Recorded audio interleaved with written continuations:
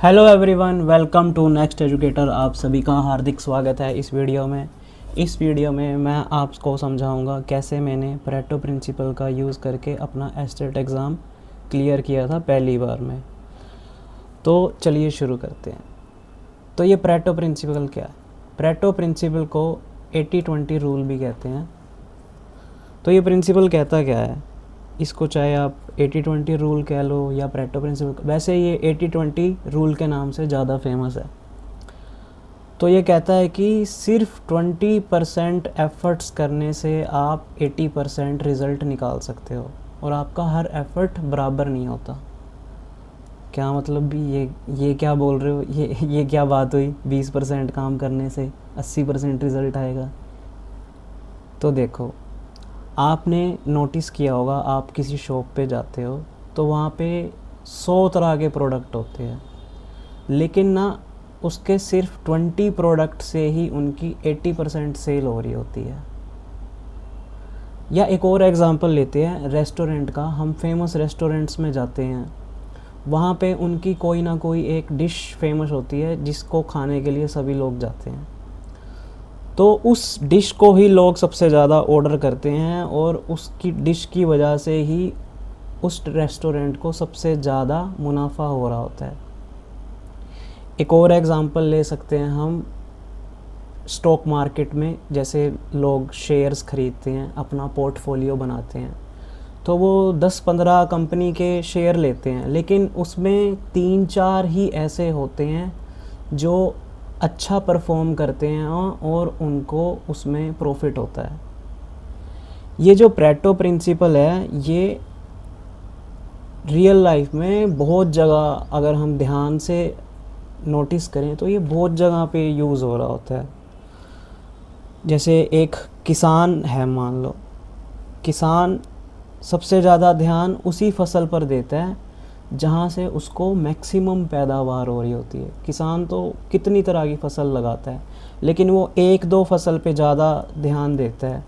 जैसे कि आपकी ये होती है चावल, धान, इनको ज़्यादा वो ध्यान देता है, इनकी ज़्यादा केयर करता है, और इनकी मैक्सिमम पैदावार होती है, और इनको वो मार्केट में सेल करके, इनकी डिमांड ज़्यादा है इसलिए वो इन पे ज़्यादा ध्यान देता है, तो इससे उनको सबसे ज़्यादा बेनिफिट होता है। तो एस्टेट एग्ज़ाम में भी हमें यही करना है, क्योंकि हमारे सिर्फ 7 दिन रह गए हैं। तो अब हमें फालतू की चीज़ें नहीं पढ़नी, हमें पिन पॉइंट चीज़ें पढ़नी है, ताकि हमारे मैक्सिमम मार्क्स आ सके और हमारा एग्ज़ाम क्लियर हो सके। तो इस वीडियो को आप अच्छे से समझना। मैं आपको एक एक टॉपिक का बताऊंगा, आपको कैसे हर सेक्शन को करना है, और ताकि आपके मैक्सिमम मार्क्स आ सके। तो देखिए, एस्टेट एग्ज़ाम होने में अब सिर्फ 7 दिन बचे हैं। आज 27 जून है, आपका एग्ज़ाम है 4 और 5 जुलाई को, सैटरडे संडे को। तो जब मैं पिछली बार इस एग्ज़ाम की तैयारी कर रहा था, तब मेरे पास भी ऑलमोस्ट 7 ही दिन बचे थे, और मैंने आखिरी के 7 दिन में इम्पोर्टेंट चीज़ें पढ़ी, और मेरा ये एग्ज़ाम पहली बार में क्वालिफाई हो गया। आप सभी को पता होगा, 150 में से जिसके 90 मार्क्स आ जाते हैं उसका ये एग्ज़ाम क्वालिफाई हो जाता है। तो ये हमारा जो 7 दिन का प्लान है, इसको अगर आप फॉलो करोगे तो आपके 90 से अबव मार्क्स आएंगे। आप लेकिन इस प्लान से ये उम्मीद मत करना कि आपके 110-120 मार्क्स आ जाएंगे, नहीं। आपके 95, 96, 93, 94 इतने तक मार्क्स आ जाएंगे। 90 से प्लस मार्क्स आपके आ जाएंगे, आपका एग्ज़ाम बड़ा अच्छे से क्वालिफाई हो जाएगा। तो आगे देखते हैं अब हम। ये मेरा एस्टेट का सर्टिफिकेट है, मेरा नाम मानन अरोड़ा, मेरी कैटेगरी, और ये मेरा एग्ज़ाम क्वालिफाई हो गया था। मेरा जो सब्जेक्ट था वो था पीजीटी कंप्यूटर साइंस लेवल 3 वाला। अभी 3-4 दिन पहले ये ऑनलाइन आया है इस बार, वैसे ये बाय पोस्ट आता है। तो ये मेरा एस्टेट सर्टिफिकेट क्वालिफाई हो गया था। अब ये देखिए, ये है मार्क्स डिस्ट्रीब्यूशन टेबल। इस टेबल की आप स्क्रीनशॉट ले लीजिए अच्छे से। ये सबसे इम्पोर्टेंट टेबल है इस वीडियो में। इस टेबल के बिना आपको पता नहीं चलेगा आपको किस सेक्शन में कितने मार्क्स स्कोर करने हैं। ये देखिए, आपको ये एग्ज़ाम पैटर्न पता होगा, आप सभी एस्टेट एग्ज़ाम देने वाले हो, तो आई होप इतना तो आपको पता ही होगा। तो सब्जेक्ट नॉलेज 60 मार्क्स का आता है आपका, फिर CDP child development and pedagogy 30 marks, English 15, Hindi, math 10 marks का आता है, रीजनिंग 10 मार्क्स का और हरियाणा GK 10 मार्क्स का। तो ये मैंने टारगेट मार्क्स लिखे हुए हैं यहाँ पे, आपको किस किस सेक्शन में कितने कितने मार्क्स टारगेट करने हैं ताकि आपका एग्ज़ाम क्लियर हो जाए। ये टारगेट मार्क्स को अच्छे से नोट कर लो। ये हर सेक्शन में अगर आप इस मार्क्स के आसपास पहुँचोगे तो ये एग्ज़ाम आपका अच्छे से क्वालिफाई होएगा, वरना अगर थोड़ा सा भी इधर उधर हो गया तो दिक्कत आ सकती है। अब ये देखिए, सेक्शन वाइज मैंने बताया है किस सेक्शन को आपने कितनी इम्पोर्टेंस देनी है, किसकी कितनी वेटेज है। सब्जेक्ट नॉलेज आपको पता होगा, आप जिस भी पोस्ट से अप्लाई करते हो, TGT PGT, आप सबका एक कंसर्न सब्जेक्ट होता है, कोई भी हो सकता है आपका, math, science, SST, English, Hindi. मेरा कंप्यूटर साइंस था। तो सबके लिए स्ट्रेटेजी सबके लिए सेम है, आपकी सब्जेक्ट नॉलेज की स्ट्रेटेजी ये सबके लिए सेम है, आपने चाहे किसी भी सब्जेक्ट से अप्लाई कर रखा हो। ये जो सेक्शन है आपका सब्जेक्ट नॉलेज, ये 40% तक का वेटेज कवर करता है। आपके पूरे 150 में से 40% इसी का वेटेज है। तो आपको इस पे सबसे ज़्यादा ध्यान देना है, इसलिए ये सेक्शन सबसे ज़्यादा इम्पोर्टेंट है। अब आपको इसकी प्रिपरेशन कैसे करनी है, आपको क्या करना है, पिछले 5 साल के पेपर उठाने हैं, रिवर्स इंजीनियरिंग करनी है। आपको यह देखना है किस टॉपिक में से कौन से PYQ सबसे ज़्यादा आ रहे हैं। कुछ लिमिटेड टॉपिक्स में से बार बार रिपीटेड क्वेश्चन आ रहे होते हैं, आप देखना, आप पेपर उठा के देखना, ये हर सब्जेक्ट में ये चीज़ फॉलो हो रही होती है। हर सब्जेक्ट में कुछ 5-6 चैप्टर इम्पोर्टेंट होते हैं, उनमें से मैक्सिमम क्वेश्चंस आ रहे होते हैं। अगर आपका ये सब्जेक्ट वीक रह गया तो आपको कोई भी दूसरा सेक्शन बचा नहीं पाएगा, मैं आपको पहले ही बता रहा हूँ। इस सब सेक्शन में आपको 40 से 45 मार्क्स तक स्कोर करने हैं। 60 मार्क्स का टोटल ये सेक्शन होता है, इसमें से आपको 40 या 45 तक स्कोर करना है, ठीक है। अगर आप इसमें 35 मार्क्स ले आते हो, लेट से आपकी अच्छे से तैयारी नहीं है क्योंकि सिर्फ 7 दिन बचे हैं, अगर आप सिर्फ 35 मार्क्स ही ला पा रहे हो इस सब्जेक्ट में, जिन बच्चों का सब्जेक्ट आप अपना वीक है और क्योंकि अब टाइम कम बचा है, वो अपने सब्जेक्ट को तैयार करने के लिए थोड़ा टाइम लगता है क्योंकि इसमें बहुत सारी चीज़ें होती है, बहुत चैप्टर होते हैं। तो चलो मान के चलते हैं, अगर आप वर्स्ट केस में 35 मार्क्स भी ले आते हो तो फिर तब भी आपका कुछ हो सकता है, मैं आपको बताता हूँ। अगर आप CDP में 25 मार्क्स ले आएँ या 23, अगर आपके सब्जेक्ट में आ रहे हैं 35, 60 में से 30 आउट ऑफ 60, और लेकिन अगर आप CDP में ले आएँ 23 या 25, तो यहाँ से आपके वो कवर हो जाएंगे। CDP एक ऐसा सब्जेक्ट है जिसको आप अच्छे से तैयार कर सकते हो लास्ट के 7 दिनों में भी, क्योंकि आपके खुद के सब्जेक्ट में तो बहुत सारे चैप्टर होते हैं, लेकिन CDP को अगर आप थोड़ा तरीके से पढ़ो तो इसमें आप अच्छा स्कोर कर सकते हो। 30 मार्क्स का ये टोटल होता है और इसमें 23-24 मार्क्स लाना बहुत इजी होता है। 18 मार्क्स तो आपको लाने ही लाने हैं हर हालत में। तो अगर आप 23 यहाँ ले आते हो तो अभी आपका काम हो जाएगा, अगर आपका सब्जेक्ट थोड़ा सा वीक है। तो इसमें देखते हैं आपको सबसे ज़्यादा कहाँ ध्यान देना है। पियाजे, वाइगोट्स्की, कोलबर्ग, इन सब की थ्योरीज़ आपको अच्छे से पढ़ के जानी है। फिर जितने भी टीचिंग मेथड्स होते हैं, क्लासरूम मैनेजमेंट की जो थ्योरीज़ हैं, और इसमें भी सबसे ज़्यादा PYQ, इनके PYQ देखने हैं। PYQ बार बार रिपीट होते हैं। और CDP में सबसे ज़्यादा क्वेश्चन कहाँ से आते हैं, इंक्लूसिव एजुकेशन से, डिसेबिलिटीज़ के, लर्निंग डिसेबिलिटीज़ सबसे इम्पोर्टेंट। फिर इसमें एक सबसे इम्पोर्टेंट चीज़ होती है हमारी growth and development, childhood growth and development. ये चैप्टर बहुत इंपॉर्टेंट होता है, इसमें से क्वेश्चन आता ही आता है, हर बार रिपीट होता है। और एक चैप्टर होता है हमारा मल्टीपल इंटेलिजेंस, इंटेलिजेंस वाला चैप्टर होता है ना, इसके अंदर इंटेलिजेंस वाली थ्योरी है, मल्टीपल इंटेलिजेंस वाली थ्योरी है, गार्डनर की थ्योरी है, कितनी फेमस थ्योरी है, ठीक है। तो इन सबको आपको ध्यान से देखना है, पी वाई क्यू से ही आपको प्रैक्टिस करनी है बार बार।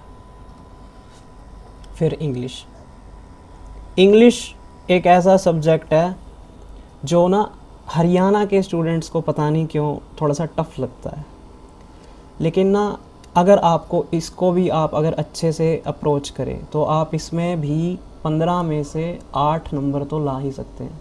8 से 10 नंबर लाओ तो आपका काम बन जाएगा। इसमें आपको सबसे ज़्यादा कहाँ ध्यान देना है, वोकैबुलरी अब करने की ज़रूरत नहीं है, वोकैबुलरी के लिए हमारे पास टाइम नहीं बचा है, तो वोकैबुलरी को आप छोड़ सकते हो। इसमें सबसे ज़्यादा ध्यान देना है आपको पैराग्राफ और कॉम्प्रिहेंशन। पैराग्राफ और कॉम्प्रिहेंशन में पूरे मार्क्स हो जाते हैं, बिल्कुल इजी सा पैराग्राफ आता है। आप PYQ उठा के देखना, इस सेक्शन में पैराग्राफ आता है और आप इसको पूरा अटैम्प्ट कर सकते हो। 5 से 6 क्वेश्चन तो पैराग्राफ के आ जाते हैं। फिर इसमें क्वेश्चन आते हैं एरर फाइंडिंग में से, इसके आप प्रैक्टिस करो, रोज़ के 10 या 15 क्वेश्चन प्रैक्टिस करो।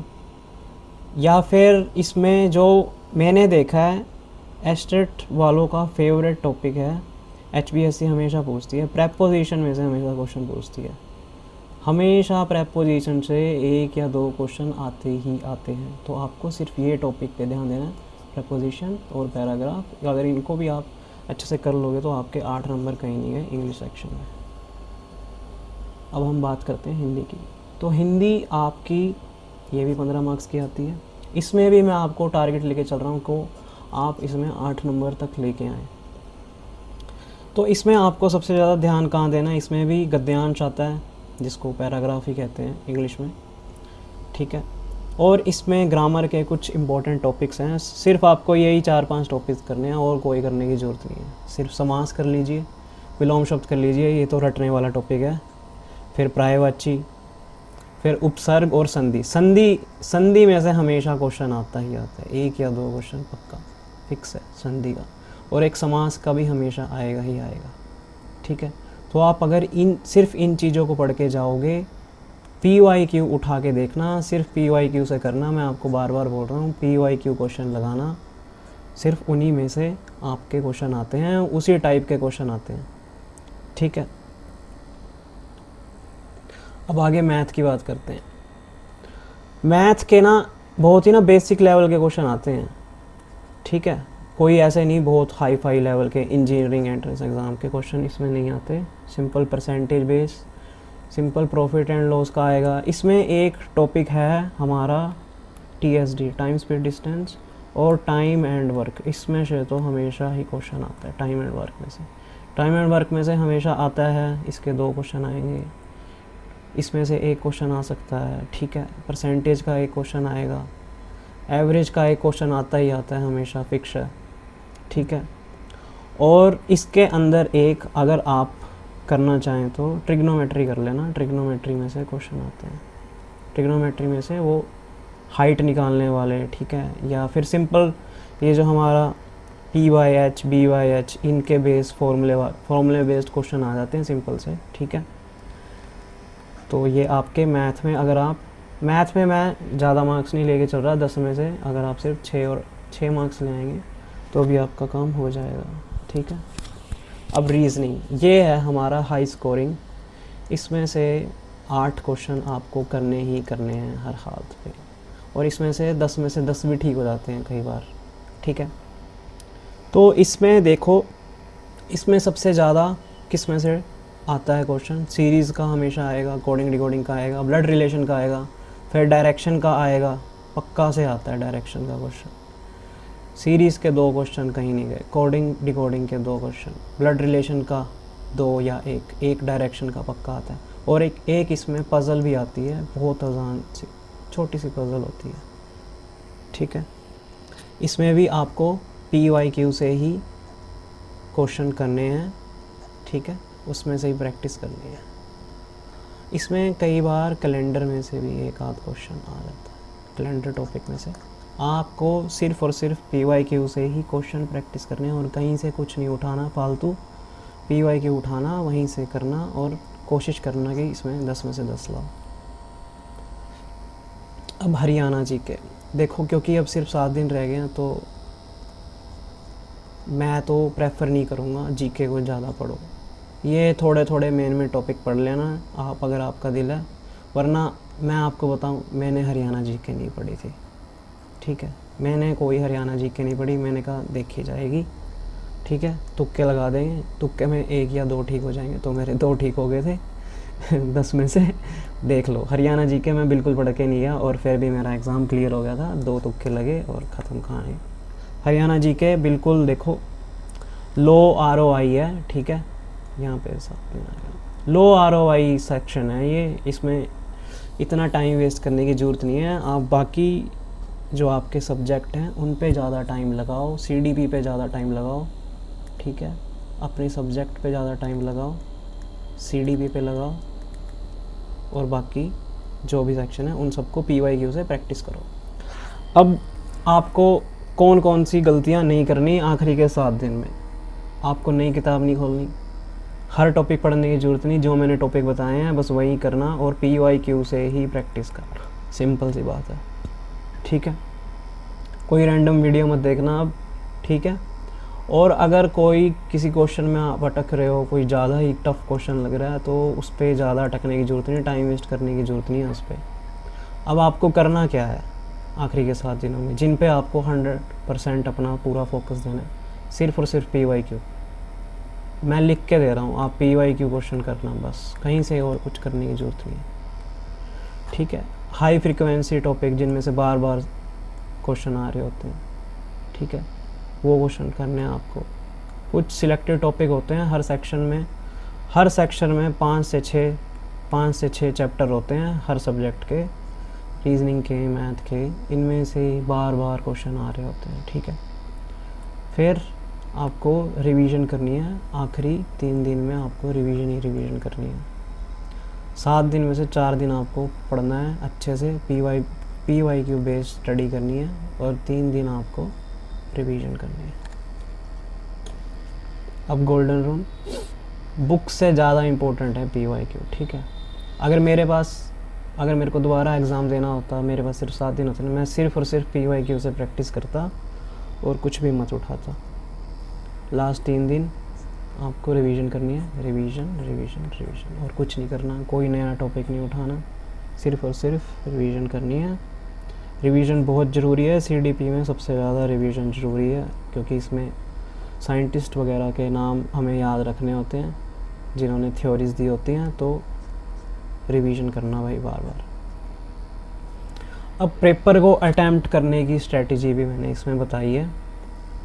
आपका 2.5 घंटे का एग्ज़ाम होता है, ठीक है, 150 मिनट मिलेंगे आपको टोटल, तो 40 मिनट OMR के लिए मैं छोड़ रहा हूँ, 40 मिनट। एक मैं अभी ना इसके बाद आपको एक ट्रिक बताऊंगा जिसमें आप OMR को भी ना जल्दी फिल कर सकते हो, सिर्फ 20 मिनट में फिल कर लोगे आप OMR को, आपके 20 मिनट और बच जाएंगे, आप वो टाइम मैथ करने में, मैथ के क्वेश्चन सॉल्व करने में आप लगा सकते हो, ठीक है।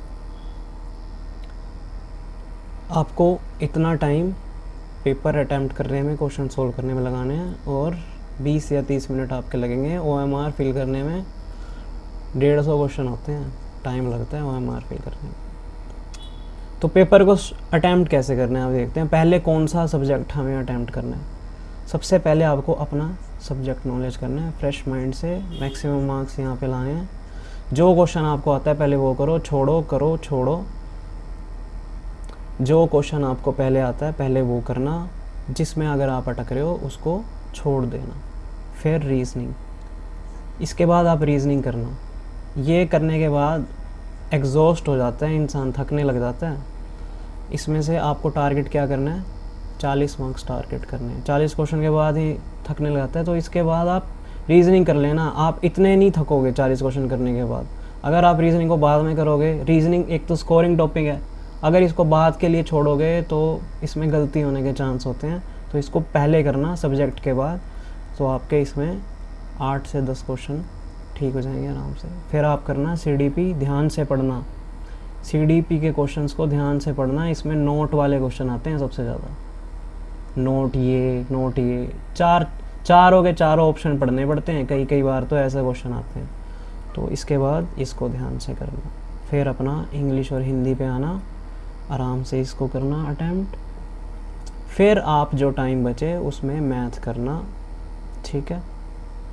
और हरियाणा जीके तो आप 2 मिनट में 3 मिनट में कर लोगे। आपको क्वेश्चन आता तो आप करोगे, नहीं तो छोड़ोगे। इस पे ज़्यादा टाइम वेस्ट करने की ज़रूरत नहीं है, ना ही इसकी तैयारी पे ज़्यादा करने की ज़रूरत है। मैंने तो पढ़ी नहीं थी।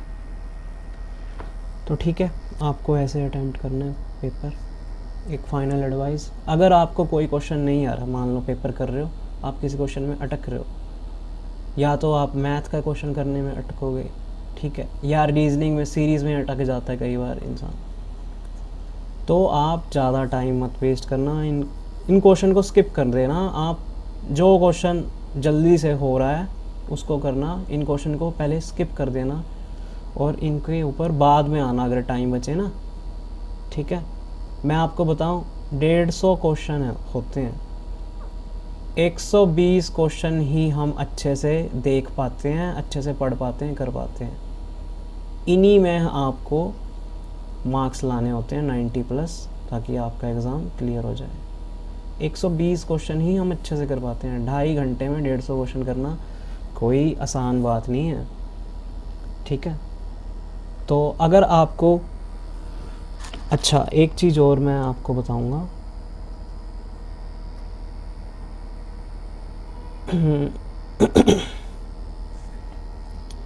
एक सेकंड, हाँ मैं आपको बताता हूँ कि आपको OMR कैसे भरनी है। ये आपका पेपर होगा एस्टेट का, और ये आपकी होगी OMR शीट, ठीक है। इसमें क्वेश्चन होते हैं 1 2 3 4 5, 4 ऑप्शन होते हैं। आपको पता है एस्टेट एग्ज़ाम में 4 ऑप्शन होते हैं। आपको कोई भी क्वेश्चन छोड़ना नहीं होता, बिना बबल करे, बिना ये गोला डार्क किए कोई क्वेश्चन आपको छोड़ना नहीं होता। अगर आपको कोई क्वेश्चन नहीं आ रहा तो आप छोड़ के मत आ जाना, उसके नेगेटिव मार्क्स हो जाएंगे। समझ रहे हो आप मेरी बात? 4 नहीं 5 गोले होंगे। अगर आपको कोई क्वेश्चन नहीं आ रहा तो आप ऐसा नहीं कर सकते उसको इसको कुछ नहीं करोगे और अपना अगला क्वेश्चन कर लोगे, नहीं। आपको एक जो लास्ट वाला गोला होता है इसको भरना पड़ेगा। अगर आप नहीं भरोगे तो आपके नेगेटिव हो जाएंगे। वैसे इसमें कोई नेगेटिव मार्किंग नहीं है। अगर आपको ये 5वां गोला नहीं भरोगे तो आपके नेगेटिव मार्क्स हो जाएंगे। तो आपको सारे गोले भरने हैं, ठीक है। तो आपको अब OMR भरनी कैसे है, जल्दी से आपकी OMR फिल हो। 5 होंगे गोले ऐसे। मान लो आप पेपर शुरू करते हो, ये क्वेश्चन 1 है, ये क्वेश्चन 2 है, ये क्वेश्चन 3। आपने क्वेश्चन 1 पढ़ा, ठीक है। आप क्वेश्चन तो ज़्यादातर लोग कैसे अटैम्प्ट कर रहे होते हैं, क्वेश्चन 1 किया, यहाँ पे टिक कर दिया A, फिर सेकंड क्वेश्चन किया, टिक कर लिया B, इसका मान लो C, इसका है B आंसर और इसका है A आंसर।